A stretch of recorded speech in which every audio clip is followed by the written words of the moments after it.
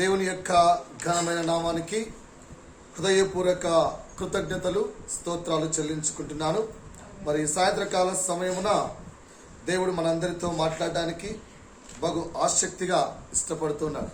మరి గడిచిన వారం ఏమి ధ్యానిస్తూ ఉన్నాము అంటే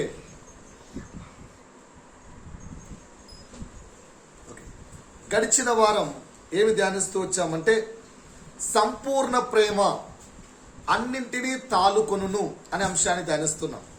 సంపూర్ణ ప్రేమ అన్నింటినీ తాలుకొనును అంటే మన జీవితాల్లో జరిగే వందలాది అంశాలు మన జీవితంలోకి వచ్చినప్పుడు మనం తట్టుకోగలిగే వారిగా ఉన్నామా, ఓర్చుకోగలిగే వారిగా ఉన్నామా, ఇంకా పోతే క్షమించగలిగే వారిగా ఉన్నామా లేదా? అలా కాకుండా ఒకవేళ భరించలేక, వాటిని తాలుకోలేక, క్షమించలేక కోపాన్ని కానీ లేదా విసుగుని కానీ కనపరిచి పాపాన్ని చేస్తున్నామా అనే విషయాన్ని మనం ధ్యానిస్తున్నాం. నిజంగా క్రీస్తు యొక్క ప్రేమ మనలో ఉన్నట్లయితే ఏమవుతుందని చెప్పాను? క్రీస్తు యొక్క ప్రేమ మనలో ఉన్నట్లయితే ఖచ్చితంగా ప్రతి పరిస్థితిని కూడా మనము తాలుకోగలము. సో ఈ విధంగా కొన్ని అంశాలు చెక్ చేస్తూ వస్తున్నాం. మొదటి మాటగా ఏం చెప్పాను అంటే, ఎవరైనా నీకు ఆర్థికంగా మోసం చేస్తే తాలుకుంటావా? ఎవరైనా మనకు ఆర్థికంగా మోసం చేస్తే తట్టుకోగలవా అనే అంశాన్ని చర్చించుకున్నాం. రెండవదిగా, ఎదుటివాడి యొక్క బలహీనతలు నీవు భరించగలవా? ఎదుటివాడి యొక్క బలహీనతలు నీవు భరించగలవా? మూడవ మాటగా, నిందను కానీ, దూషణ కానీ, సెటైర్లు కానీ నీ మీద వేస్తూ ఉంటే నువ్వు ఎంతవరకు సహించగలవు, ఎంతవరకు తాలుకోగలవు, ఎంతవరకు క్షమించగలవు అనే అంశాన్ని మూడవ మాటగా ధ్యానించి ఉన్నాం. మరి ఈరోజు ఇంకొక నాలుగవ అంశాన్ని చూద్దాం. నాలుగవ అంశం, ఎదుటివాని యొక్క మూర్ఖత్వాన్ని తాలుకోగలవా? అర్థమవుతుందా? ఎదుటివాని యొక్క మూర్ఖత్వం బైబిల్లో కూడా ఈ యొక్క వర్డ్స్ ఎన్నోసార్లు రాయబడి ఉన్నాయి సామెతల్లో. సో ఎదుటివాడి యొక్క మూర్ఖత్వాన్ని తాలుకోగలవా అంటే క్షమించగలవా, ఓర్చుకోగలవా, తట్టుకోగలవా? ఈరోజు చెక్ చేసుకుందాం. సో అర్థమవుతుందా అండి? మరి మూర్ఖత్వం అంటే ఏంటి? మొండి వాదన, మొండితనం. ఓకేనా?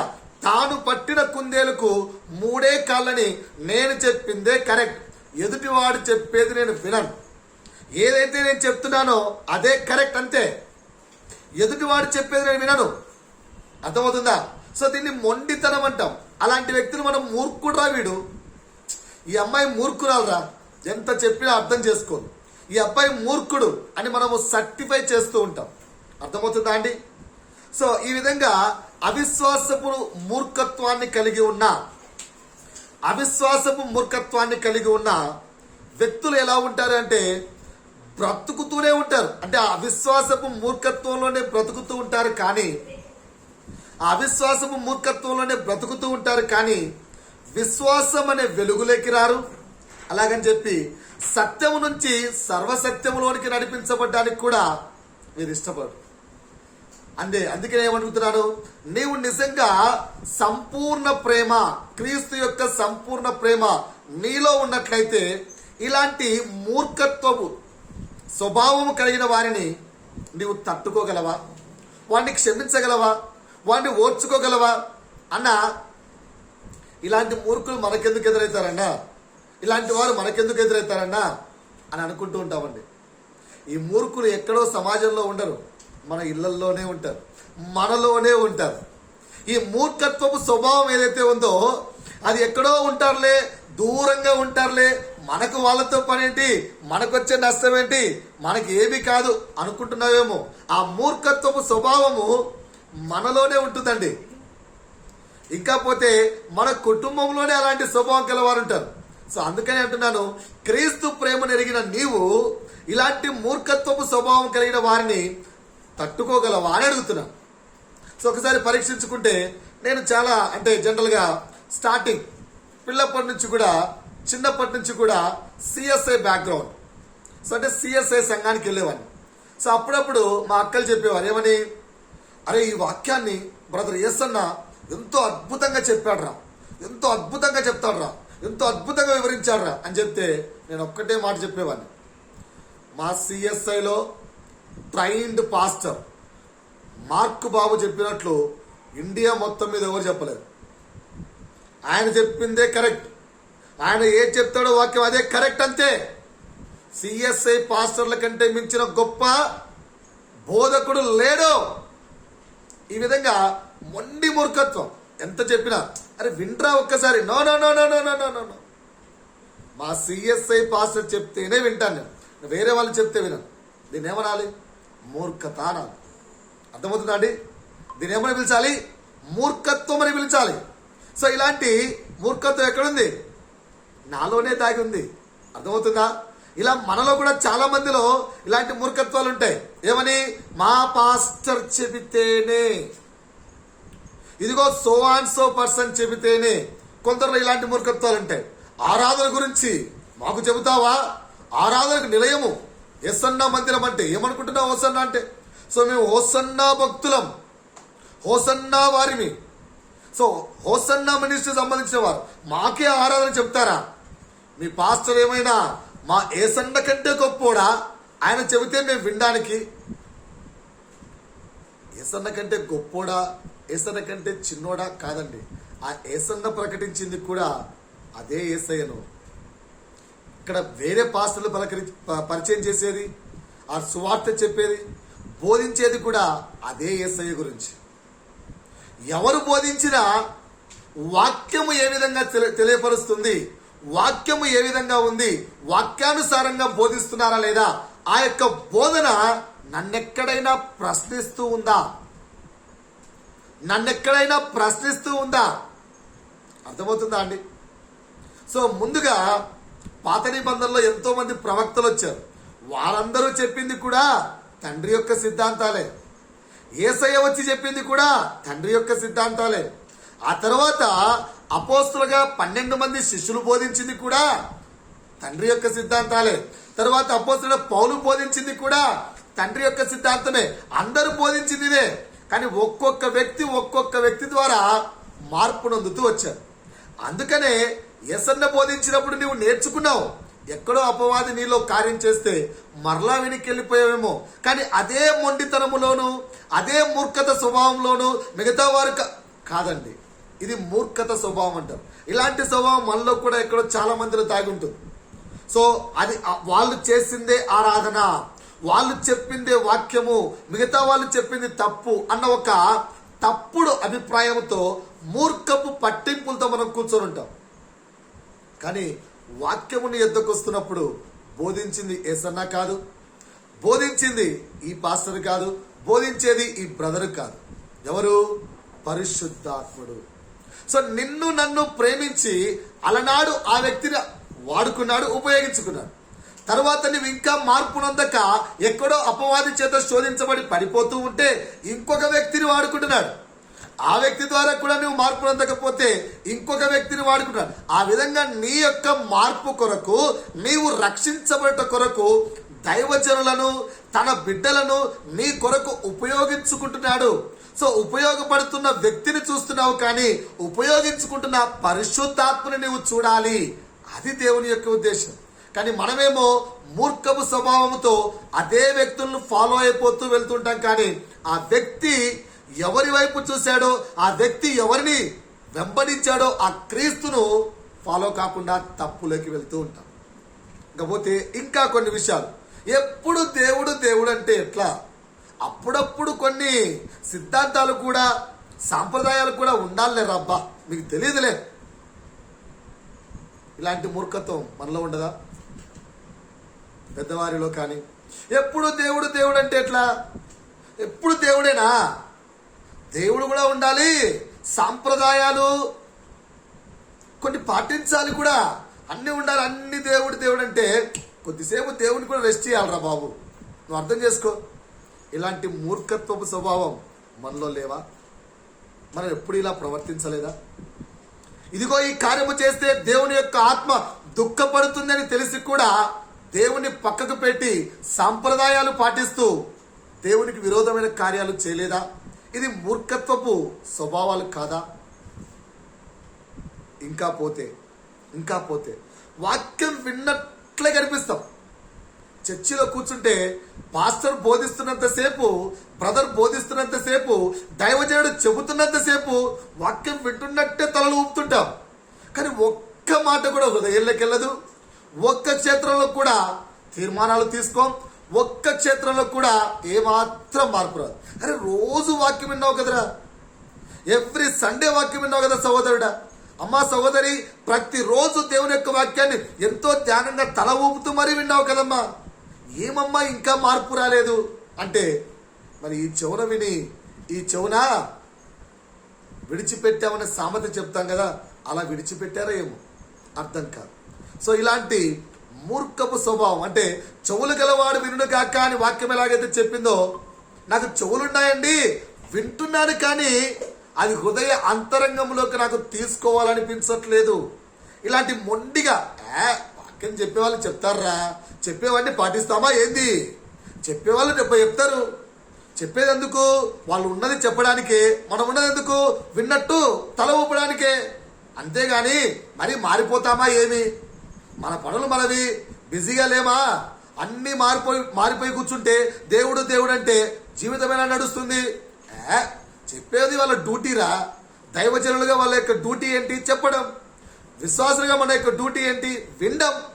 విన్నామా, వాళ్ళు చెప్పారా, అంతవరకే. పాటించామా? వద్దండి కదా. ఇలాంటి మొండి మూర్ఖతవాదం మనలో లేదా?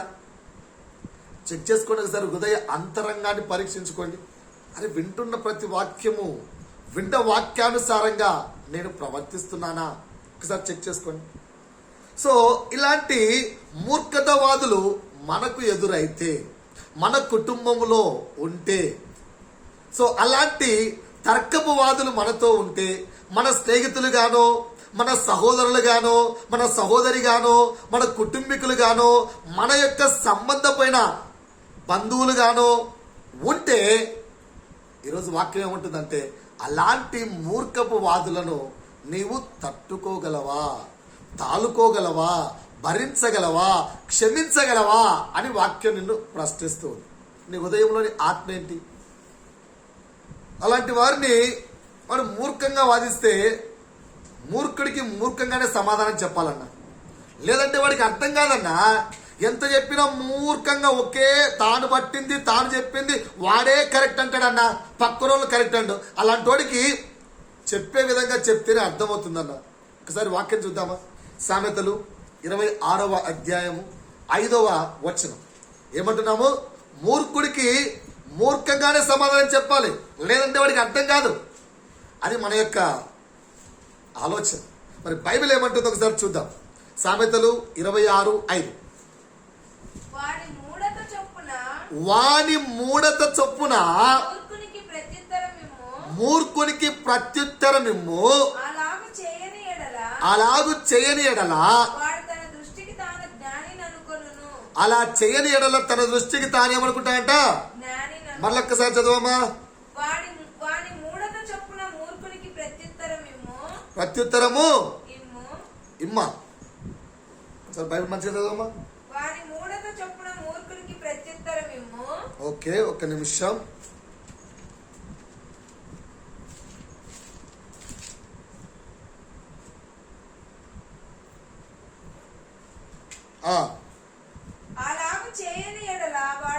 నాలుగో వచ్చిన వాని మూఢత చొప్పున మూర్ఖునికి ఏమి ఏదంట? ప్రత్యుత్తరము ఇవ్వకుము. ఒకవేళ ఇచ్చిన నువ్వేమైతావు? అమ్మా, ఒకవేళ మూర్ఖుడికి మూర్ఖముగానే సమాధానం ఇస్తే బైబిల్ ఏమంటుంది? నువ్వు వాడు మూర్ఖుడన్నా, అందుకే వాడికి బాగా తగిలేటట్టు సమాధానం ఇచ్చారన్నా అని నీవు అన్నావనుకో, అప్పుడు బైబిల్ నిన్నేమంటుంది? అతను మూర్ఖుడు, మూర్ఖుడికి మూర్ఖుడిలాగే సమాధానం ఇచ్చావు కనుక నువ్వెవరైనట్టు? నీవు కూడా మూర్ఖుడివే. కనుక అర్థమవుతుందా అండి? మూర్ఖుణ్ణి మూర్ఖముగా సమాధానం ఇవ్వక తాలుకోగలవా అని అడుగుతున్నాను, తట్టుకోగలవా అని అడుగుతున్నాను, ఓర్చుకోగలవా అని అడుగుతున్నాను, క్షమించగలవా అని అడుగుతున్నాను. అర్థమవుతుందా అండి? సో ఇలాంటి వారికి యేసు ఎలా చెప్పాడు? విశ్వాసములో మూర్ఖతరము వారిలాగా ఉన్న వారికి యేసు ఎలా చెప్పాడు? అక్కడ ఒక ప్రశ్న ఉంది, చూద్దాం మనం ఒకసారి. మత్తయి సువార్త 17వ అధ్యాయము 17వ వచనము చదవము ఒకసారి. మత్తయి సువార్త 17వ అధ్యాయము, అందరూ మాతో పాటు బైబిల్ తీయాలి. మత్తయి సువార్త 17వ అధ్యాయము 17వ వచనం. అందుకు యేసు ఇక్కడ శిష్యులు ఆ యొక్క దయ్యాన్ని వెళ్ళగొట్టలేకపోయినప్పుడు, ఆ వ్యక్తిని బాగుపరచలేకపోయినప్పుడు యేసు శిష్యులు అంటున్న మాట, అందుకు యేసు విశ్వాసము లేని మూర్ఖతరము వారలారా.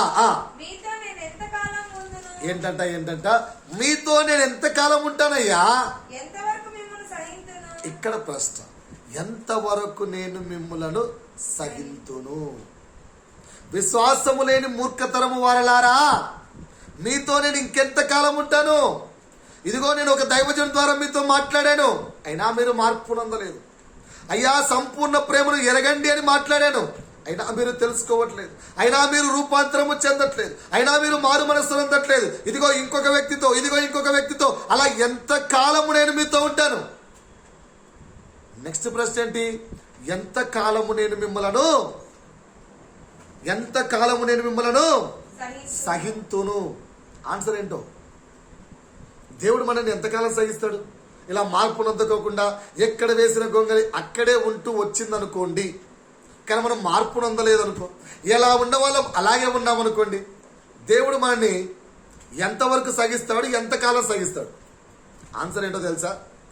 నీ మరణము వరకు సహిస్తాడు. ఎందుకంటే ఆయన సంపూర్ణ ప్రేమ కలిగిన వాడు. నీవు చనిపోయే వరకు కూడా నిన్ను సహిస్తూ నీ కొరకు తన యొక్క దాసులను నీతో మాట్లాడడానికి, నిన్ను సరి చేయడానికి, నిన్ను హెచ్చరించడానికి, నిన్ను సరిదిద్దడానికి ప్రయత్నాలు చేస్తూనే నీ మూర్ఖత స్వభావాన్ని తట్టుకుంటూనే ఉంటాడు. కానీ సహోదరుడా నీ మరణము తర్వాత ఆయన యూదాస్తుతి గోత్రపు సింహం, లోక పాపమును మోసుకొని పోయే దేవుని గొర్రెపిల్ల కాదప్పుడు, యూదాస్తుతి గోత్రపు సింహం. అప్పుడు నీ మూర్ఖత స్వభావాన్ని సహించడు. అందుకే ఇక్కడ 2 మాటలు చెప్తున్నా అండి.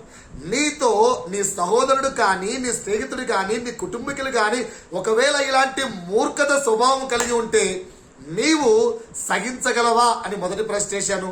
ఒకవేళ నీలోనే ఆ యొక్క మూర్ఖత స్వభావం ఉంటే దేవుడు ఎంతవరకు సహిస్తాడని చెప్పాను?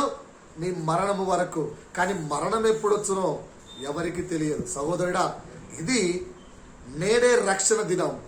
ఒకవేళ మనలో ఆత్మ మాట్లాడుతున్నా, పరిశుద్ధాత్ముడు హెచ్చరిస్తున్నా, సరి చేసుకోలేని మూర్ఖపు స్వభావం ఉంటే, ఇదిగో దేవుడు ఈరోజు మనల్ని ఈ మాటతో పిలుస్తున్నాడు, అవిశ్వాసపు మూర్ఖతరము వారలారా.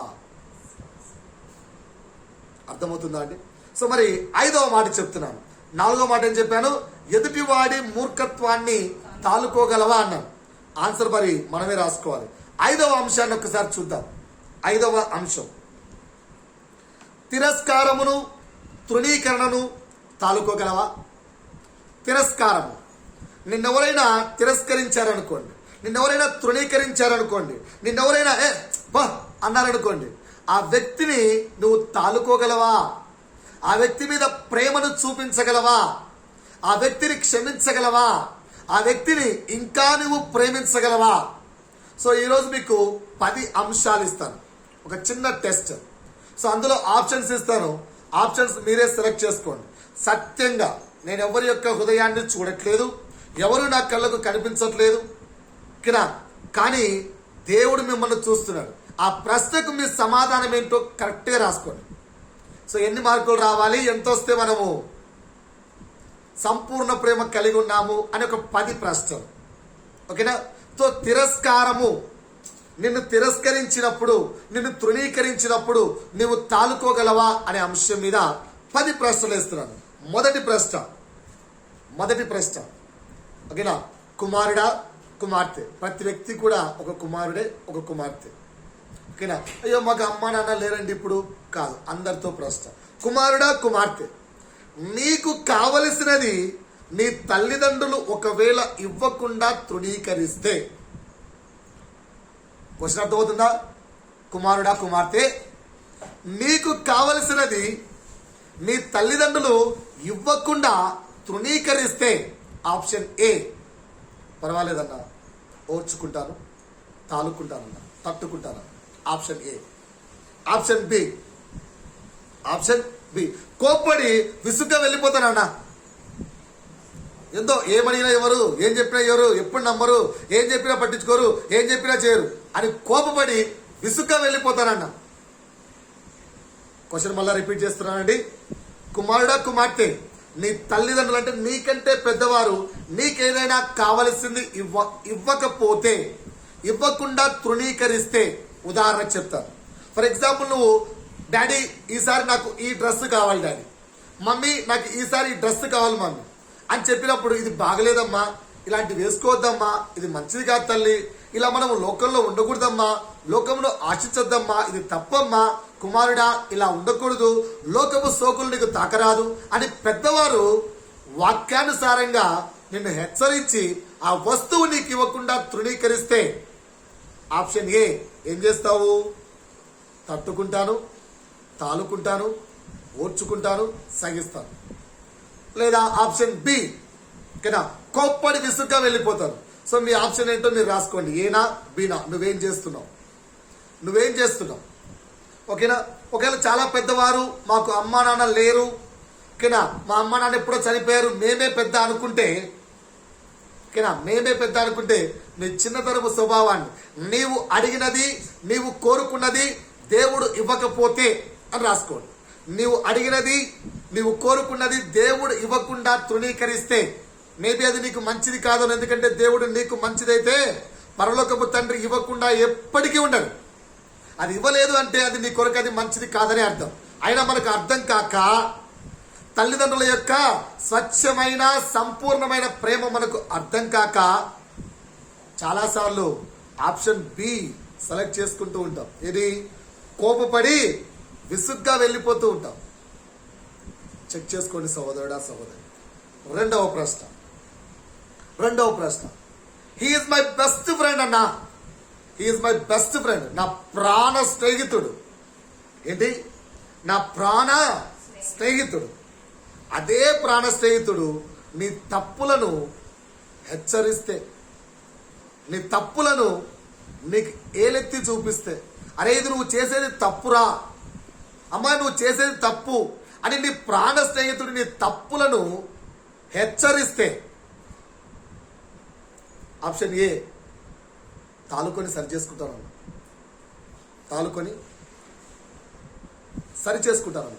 ఆప్షన్ బి కోప్పడి గొడవపడి, నువ్వు నా ఫ్రెండ్ వేనారా, ఫ్రెండ్ అయితే ఇట్లా చెప్తారా, నువ్వు నా ఫ్రెండ్ వేనా అని కోప్పడి గొడవపడి మాట్లాడకుండా కొన్ని రోజులు అలుగుతారన్న. కోప్పడి గొడవపడి మాట్లాడకుండా కొన్ని రోజులు అలుగుతారన్న. క్వశ్చన్ అర్థమైందా అండి? వీడు నా ప్రాణ స్నేహితుడన్నా, వీడి కోసం నా ప్రాణం ఇస్తా, వీడికి ఏదైనా జరగాలి అంటే ముందు నన్ను సినిమా డైలాగ్ చెప్పమా, ఇలాంటి చెప్తూ ఆ వ్యక్తి పొరపాటున నీలోని బలహీనతలు, నీలోని పాపాలు, నీలోని తప్పులు ఒకవేళ వాక్యానుసారంగా ఎరిగిన వాడై నీ బలహీనతలను హెచ్చరిస్తే, నీ తప్పుదములను చూపిస్తే, ఆప్షన్ ఏ తాలుకొని సరి చేసుకుంటావా, ఆప్షన్ బి కోప్పడి గొడవపడి కొన్ని రోజులు మాట్లాడకుండా అలిగి కూర్చుంటావా? సో ఏంటి, నువ్వు అందులో ఏ కేటగిరీలో ఉన్నావు? నిన్ను నువ్వే చెక్ చేసుకోవాలి. అందులో నువ్వు ఏ కేటగిరీలో ఉన్నావు అర్థమవుతుందా? అందులో నువ్వు ఏ కేటగిరీలో ఉన్నావు? ఎక్కడి నుంచి తీసుకున్నావు ఎగ్జాంపుల్స్? ఏవి లోకానుసారంగా తీసుకోలేదండి, బైబిల్లో నుంచే తీసుకున్నాం. అపోస్తలుడైన పౌలు, బర్నబా వీళ్ళిద్దరూ కలిసి చేసే సేవా పరిచర్యలో బర్నబాను తీసుకున్న నిర్ణయాన్ని అపోస్తలుడైన పౌలు, బర్నబా ఇది తప్పు, ఇది కరెక్ట్ కాదు అని చెప్పినప్పుడు సహవాసాన్ని వదులుకొని వెళ్ళిపోయాడు బర్నబా. తరువాత దేవుని యొక్క ఆత్మ చేత ప్రేరేపించబడినప్పుడు తన తప్పు అర్థం చేసుకున్నప్పుడు క్షమాపణ అడిగాడు. కానీ పౌలు నా ప్రాణ స్నేహితుడు, పౌలు కొరకు నేను ప్రారంభిస్తాను అనంతగా తిరిగిన బర్నబా పక్కకి వెళ్ళిపోయాడు. తప్పును హెచ్చరించినప్పుడు పక్కకి వెళ్ళిపోయాడు. అలా నీలో కూడా ఎక్కడైనా నిన్ను తృణీకరించినప్పుడు, నిన్ను తిరస్కరించినప్పుడు, నీ మాటకు విలువనివ్వనప్పుడు నీవు తాలుకొని సరి చేసుకుంటావా, లేక కోప్పడి గొడవపడి మాట్లాడకుండా వెళ్ళిపోతావా? రెండవ ప్రశ్న. మూడవ ప్రశ్న, నీ సహోదరుడు నీకు విలువ ఇవ్వకుండా, నీ సహోదరుడు నీకు విలువ ఇవ్వకుండా నిన్ను తృణీకరించి ఇంకొకరెవరో వారికి ప్రాధాన్యత ఇస్తే, అర్థమవుతుందా? మరలా చెప్తున్నా, నీ సహోదరుడు నీకు విలువనివ్వకుండా నిన్ను తృణీకరించి ఇంకొకరికి ఎవరికైనా ప్రాధాన్యత ఇస్తే, అన్న కొంచెం ఉదాహరణ చెప్పగలుగుతారా? ఒక చిన్న ఉదాహరణ, ఒక మ్యారేజ్, ఆ మ్యారేజ్లో నీకు ప్రాధాన్యత ఇవ్వకుండా ఇంకొకరికి ఎవరికైనా ప్రాధాన్యత ఇవ్వడం. ఒకవేళ నీ కుటుంబంలో ఒక మ్యారేజ్ జరగాలి, ఒక మ్యారేజ్ చేసుకోవాలన్నప్పుడు నీకు ప్రాధాన్యత ఇవ్వకుండా, సహోదరుడిగా నిన్ను సంప్రదించకుండా ఇంకొకరిని ఎవరైనా సంప్రదిస్తూ ఉంటే, అరే అన్న నేను సాయం చేస్తా కదన్నా, పెళ్ళంటే నన్ను అడగలేదే అంటే, నువ్వు చెప్తావులేరా, నీకేం తెలుసని ఇంకొక వ్యక్తిని ఎవరినైనా సంప్రదిస్తూ ఉంటే తట్టుకుంటానన్నా? నా సహోదరుడు నేను ప్రేమిస్తాను. ఆ వ్యక్తి నన్ను గౌరవించినా, ఆ వ్యక్తి నన్ను గౌరవించకపోయినా, ఆ వ్యక్తి నన్ను తృణీకరించినా ప్రమాదం ఏమీ లేదన్నా, నేను గౌరవిస్తాను. సో తట్టుకుంటాను. ఆప్షన్ బి, సంబంధాన్ని తెంచుకున్నంత బలహీనపరుచుకుంటాను. వాడు నా అన్న ఎండుకొని, నా తమ్ముడు ఎండుకొని నాకు విలువనివ్వకుండా ఇంకోటి ఎవరినో సంప్రదిస్తాడా? మొట్టమొదటి కార్డు నాకు ఇవ్వకుండా ఇంకోటికి ఎవరికో ఇస్తాడా? మొట్టమొదటి కార్డు నాకు చెప్పకుండా వాడు ఎవడో పాస్టర్ అంటే వాడికి చెప్తాడు. వాడు ఎవడంటే అసలు పాస్టర్? ఆలోచిస్తున్నారా? ఏంటి ఆప్షన్? ఏనా బీనా? నీ సహోదరుడు నీకు విలువని ఇవ్వకుండా నిన్ను తృణీకరించి ఇంకొకరికి ప్రాధాన్యత ఇస్తే, ఆప్షన్ ఏ తట్టుకుంటాను, ఆప్షన్ బి సంబంధాన్ని తెగేలా లాగుతాను. ఏదో నువ్వు ఏ క్షేత్రంలో ఉన్నావో హార్ట్ఫుల్గా నీ యొక్క సమాధానం రాసుకోవాలి. నాలుగవ ప్రశ్న, నీ ద్వారా పైకి వచ్చిన వాడు కొంచెం పైకి వచ్చిన తరువాత నిన్నే తృణీకరిస్తే, నీ సహాయము ద్వారా, నీ సపోర్ట్ ద్వారా, నీవు వెనకల నిలబడడం ద్వారా ఆ వ్యక్తి జీవితం పైకి వచ్చింది. కొంచెం పైకి వచ్చిన తర్వాత నిన్నే తృణీకరిస్తే ఆప్షన్ ఏ తాలుకుంటావా? ఆప్షన్ బి ఆ వ్యక్తి శత్రువుగా మారిపోతాడా? ఆప్షన్ ఏ తాలుకుంటావా? ఆప్షన్ బి ఆ వ్యక్తిని శత్రువుగా ఎంచుకుంటావా? నేను ధన సహాయం చేస్తే సంవత్సరాలు నాతో పెట్టుకొని నేను పోషించి పెద్ద చేస్తే, నేను పోషించి వాడికి బ్రతుకునిస్తే, నేను పోషించి ఆ వ్యక్తికి ఒక మార్గాన్ని చూపిస్తే, నేను పోషించి ఆ వ్యక్తిని ఒక జాబులో పెట్టి నిలబెడితే, నా యొక్క జీవితం అంతా కష్టపడి వాడిని బాగు చేస్తే అది ఒక సహోదరుడు కావచ్చు. అంటే నువ్వు ఇంట్లో పెద్ద అన్నగా ఉంటే నీ తమ్ముళ్ళు కావచ్చు, ఇంట్లో నువ్వు ఒకవేళ పెద్ద అక్కగా ఉంటే నీ చెల్లెలు కావచ్చు, ఇంట్లో ఒకవేళ నువ్వు ఏదైనా బాగా ఉన్నవాడివైతే ఎవరైనా కావచ్చు. ఈ విధంగా నువ్వన్నీ చేస్తే వాళ్ళు పైకి వచ్చిన తర్వాత నిన్నే లక్ష్య పెట్టకుండా, ఒకవేళ నీకంటే కొంచెం ఆర్థికంగా బలమైన వారైపోయి నిన్నే లక్ష్య పెట్టకుండా నిన్నే తృణీకరిస్తే ఏం చేస్తావు? ఆప్షన్ ఏ తాలుకుంటాను, ఆప్షన్ బి, శత్రువుగా చూస్తానన్నారు. క్షమించలేదు. నా ద్వారా పైకి వచ్చి నన్ను అవమానపరుస్తారా? వాడు ఈరోజు తిరిగే బైక్, వాడు ఈరోజు తిరిగే కారు, వాడు ఈరోజు సంపాదించిన ఇల్లు ఎవరు పెట్టిందన్నా? నేనన్నా చదివించింది వాడిని, నేనన్నా బాగు చేసింది, నా వల్ల అన్నా, నా వల్ల. ఆలోచించుకోండి. అలా ఉంటే తాలుకుంటారా లేక శత్రువుగా ఎంచుకుంటారా? ఏంటి ఆప్షన్? రైట్. ఐదవ ప్రశ్న, నాయకత్వం నీ తరువాత నీ వారికి కాకుండా ఇంకొకరికి ఇస్తే, బాగా వినండి, నాయకత్వం అది ఇంటి నాయకత్వం కావచ్చు, సంఘపు నాయకత్వం కావచ్చు, ఏదైనా ఇంటి నాయకత్వం కానీ సంఘపు నాయకత్వం కానీ ఎక్కడైనా, లేదా ఉద్యోగ క్షేత్రంలో కానీ వ్యాపార క్షేత్రంలో కానీ నాయకత్వం, లీడర్షిప్ నీ తరువాత నీ వారికి కాకుండా ఇంకొవరికైనా అప్పగిస్తే, ఫర్ ఎగ్జాంపుల్ చెప్తాను. ఇక్కడ నేను ఒక పెద్ద సంఘ కాపరిగా ఉన్నాను. సో నా కింద ఒక 5-6 బ్రాంచెస్ ఆఫ్ చర్చెస్ ఉన్నాయనుకుందాం. సో ఒక బ్రాంచ్ ఆఫ్ చర్చిలో నువ్వు సంఘ పెద్దగా, నాయకుడిగా, కాపరిగా ఉన్నావు. సో నీ యొక్క వయసు వెళ్ళిపోయింది, నువ్వు మరణానికి దగ్గర వస్తున్నావు. సో నీ ఈ సమయంలో, వృద్ధాప్యంలో కొంచెం రెస్ట్ తీసుకోవాల్సిన సమయం కనుక నీ తరువాత కాపరిగా, నీ తరువాత నాయకుడిగా ఇంకొక వ్యక్తిని ఎన్నుకుందామని చెప్పి నీ దగ్గరకు వచ్చి మాట్లాడాను. సహోదరుడా, మరి ఇన్ని సంవత్సరాలు నాతో పాటు కలిసి దేవుని యొక్క ఘనమైన సేవను నీవు అందించి ఉన్నావు. ఇక నీవు కొద్ది దినములు, కొన్ని సంవత్సరములు నీవు రెస్ట్ తీసుకుంటూ వెనక ఉంటూ ఇంకొక వ్యక్తి ద్వారా ఈ సంఘాన్ని నడిపించాలనుకుంటున్నాను. మరి ఆ వ్యక్తి ఎవరంటే, నీ యొక్క బంధువు కానీ, నీ కుమారుడు కానీ, నీ కుమార్తె కానీ, నీ అల్లుళ్ళు కానీ కాకుండా వేరే వ్యక్తి, సంఘములో ఎంతో విశ్వాసముతో నడుస్తున్న ఇంకొక చిన్నపాటి వ్యక్తికి నేను అవకాశం ఇచ్చాను. సో ఆ తర్వాత నీవు నా పైన చూపించేది నాయకత్వము నీ వారికి కాకుండా ఇంకెవరికైనా ఇస్తే, ఆ విధంగా నీ వారిని తృణీకరిస్తే ఆప్షన్ ఏ, పర్వాలేదన్నా, దేవుని యొక్క చిత్తములో ఇన్ని దినాలు నేను సేవ చేశాను, నన్ను ఎన్నుకున్నది నీవే, నా తర్వాత ఇంకొక వ్యక్తిని ఎన్నుకోవాల్సింది కూడా నీవే. ఒకవేళ నీకు నా కుమారులు, ఒకవేళ నీకు నా బంధువారు, ఒకవేళ నీకు నా యొక్క అల్లుడు సరిగా కనిపించలేదేమో, వారు సరైన నాయకత్వం నడిపిస్తానని నీకు అనిపించలేదేమో, పర్వాలేదన్నా, నువ్వు ఏది తీసుకున్నా సరైన నిర్ణయం తీసుకుంటావని నేను నమ్ముచాను.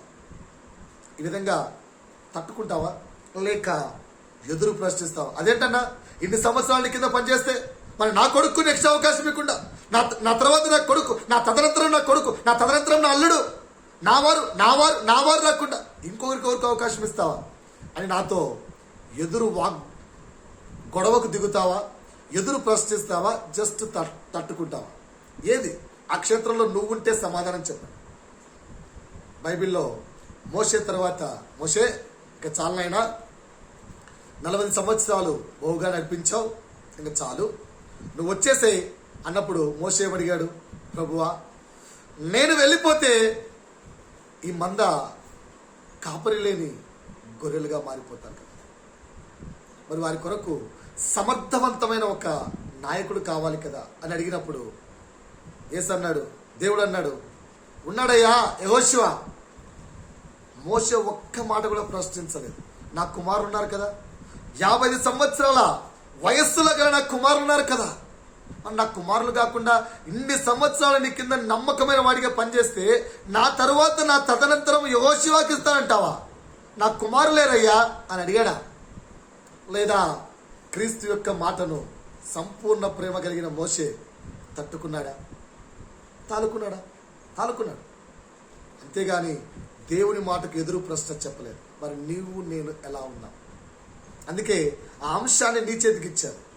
నాయకత్వము నీ తరువాత నీ వారికి కాకుండా నీ వారిని తృణీకరించి ఇంకొకరికి ఇస్తే తాలుకుంటావా లేక ఎదురు ప్రశ్నిస్తావా?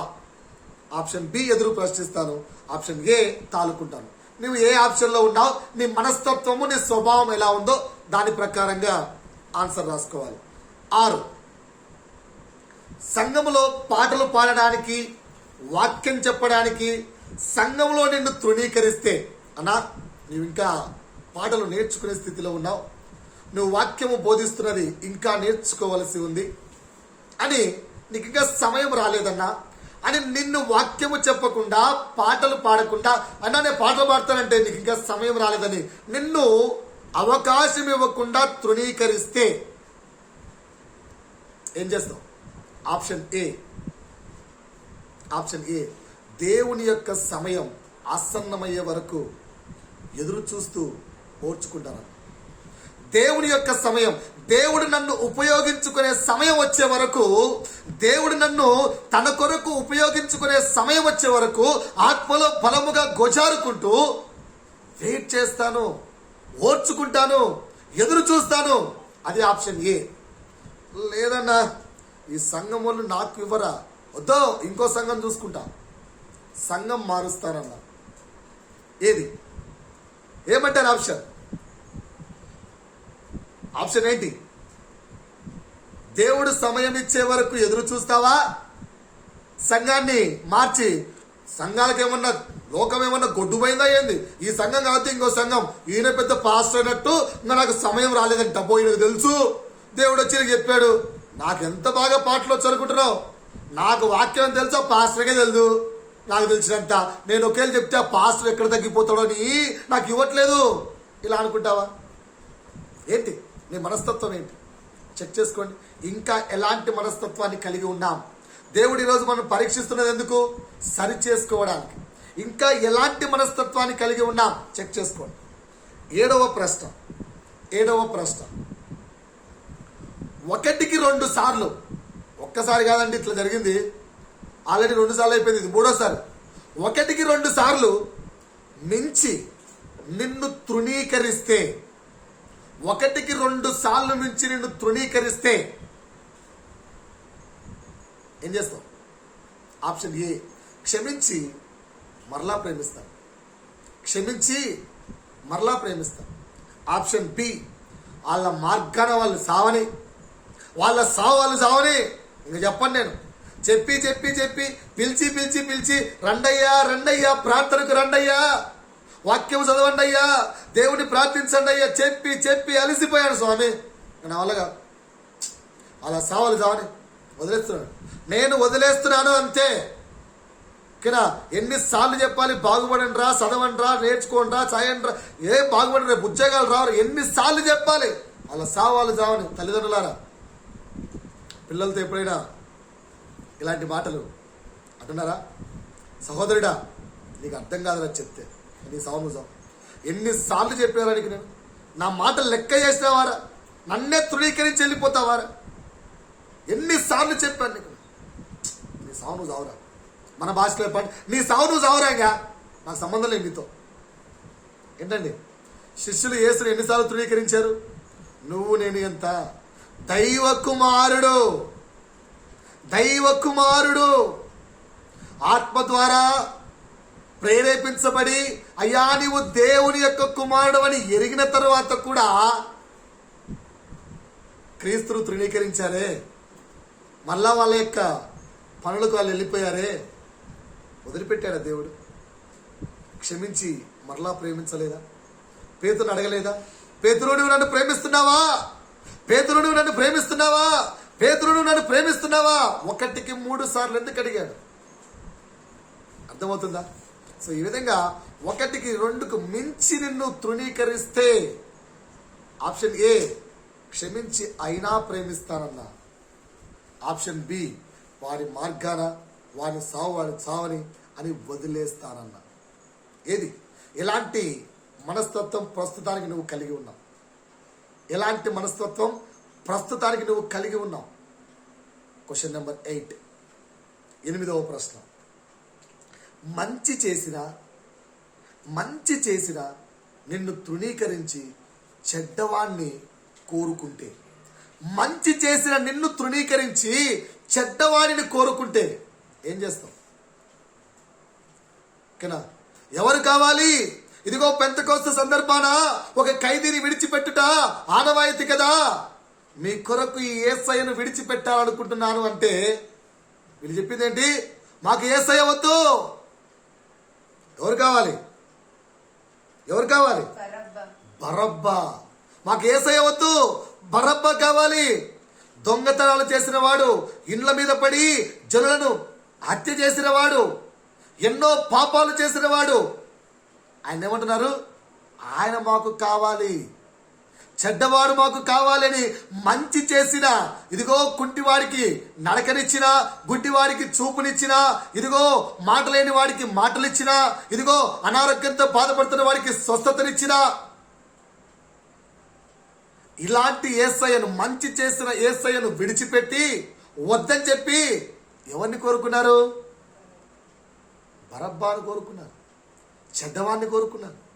సో ఈ విధంగా నీవు నీ కుటుంబంలో, నీ బంధువులలో, నీ స్నేహితులలో మంచి చేస్తూ ఉంటే, నువ్వు మంచి చేస్తున్నా నిన్ను తృణీకరించి చెడు చేసేవారి వైపే వెళ్తూ ఉంటే, చెడు చేసేవారి వైపే వెళ్తూ ఉంటే, చెడ్డవారి వైపే వెళ్తూ ఉంటే, వారినే కోరుకుంటూ ఉంటే ఏం చేస్తావు సహోదరుడా?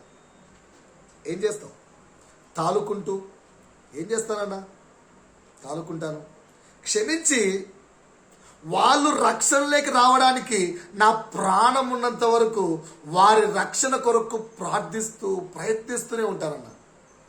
ఎందుకంటే నేను క్రీస్తుని ఎరిగానన్నా, క్రీస్తు నేను తెలుసుకున్నాను, క్రీస్తు యొక్క ప్రేమ నాకు అర్థమైంది. క్రీస్తును నేను తెలుసుకున్నాను కనుక నా బంధువులు నరకానికి పాత్రలు కాకుండా, నా సహోదరుడు నరకానికి పాత్రలు కాకుండా, ఆ వ్యక్తి అర్థము చేసుకునే వరకు, నా ప్రాణము పోయేంత వరకు ప్రయత్నిస్తూనే ఉంటాను, ప్రార్థిస్తూనే ఉంటాను, విసుగక విసుగక విసుగక ప్రయత్నిస్తూనే ఉంటాను. వారి పట్ల మంచి చేస్తూనే వెళ్తాను. ఏం చేద్దామన్నా? అంతే. ఆప్షన్ బి, కింద పడితే వాడికి అర్థమవుతుంది. మంచి చెప్పినప్పుడు వాడికి అర్థం కాలే కదా. కింద పడితే, ఒకసారి కింద పడితే, ఒకసారి దెబ్బ తగిలితే అప్పుడు అర్థమవుతుంది వాడికి. అప్పుడు అర్థమవుతుంది, అప్పుడు చెప్తా వాడి కథ. ఇలాంటి స్వభావం ఉందా? ఏనా బీనా? ఏనా బీనా?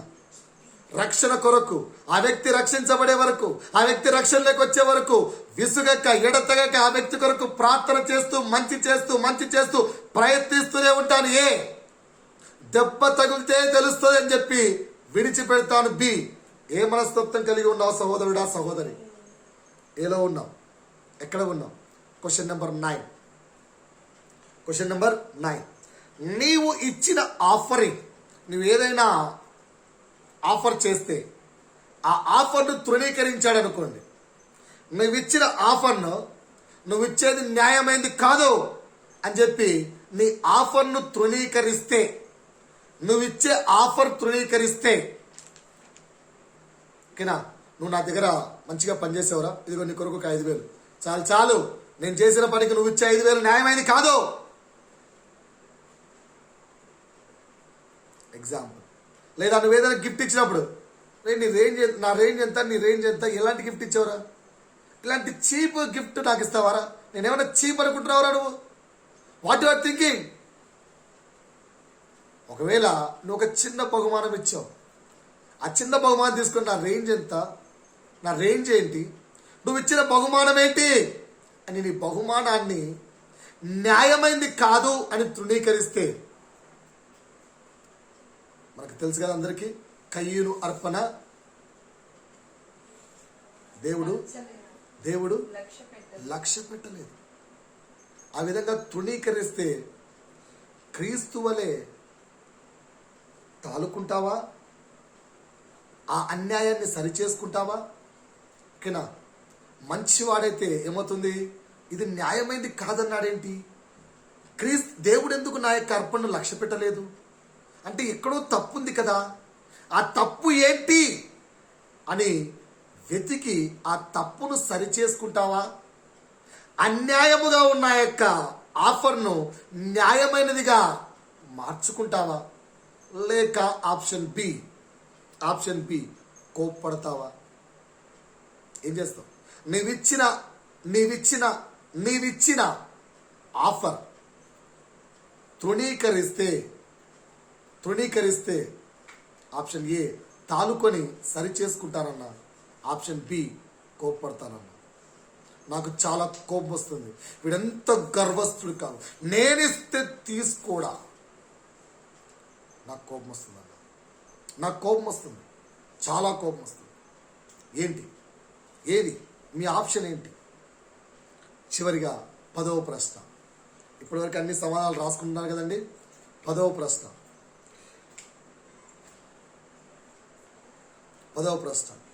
గుండెల మీద చేసుకొని భారముగా, ఇప్పటివరకు ఎన్ని ఆన్సర్లో తెలియదు. మరి 9 ప్రశ్నలకు 9A ఆప్షన్స్ వచ్చింటే మీరు క్రీస్తు యొక్క సంపూర్ణ ప్రేమలో ఉన్నారని అర్థం. ఎక్కడైనా ఆప్షన్ బి వచ్చింటే కొంచెం ఇంకా సరి చేసుకోవాల్సి ఉందని అర్థం. సో మరి 10వ ప్రశ్న చివరి చేస్తున్నాను. సో గుండె మీద చేసుకొని హృదయపూర్వకంగా సమాధానాన్ని దేవునితో చెప్పండి. ఆలోచించుకొని చెప్పండి, ఆలోచించి చెప్పండి. చాలా కష్టంతో కూడుకున్న ఆన్సర్, సమాధానం, కష్టంతో కూడుకున్న సమాధానం. ఆలోచించి చెప్పండి. ఏంటంటే క్రీస్తును తృణీకరిస్తే నీకు బ్రతుకు భిక్షగా పెడతా. క్రీస్తు కావాలి అంటే మరణాన్ని గిఫ్ట్గా ఇస్తా.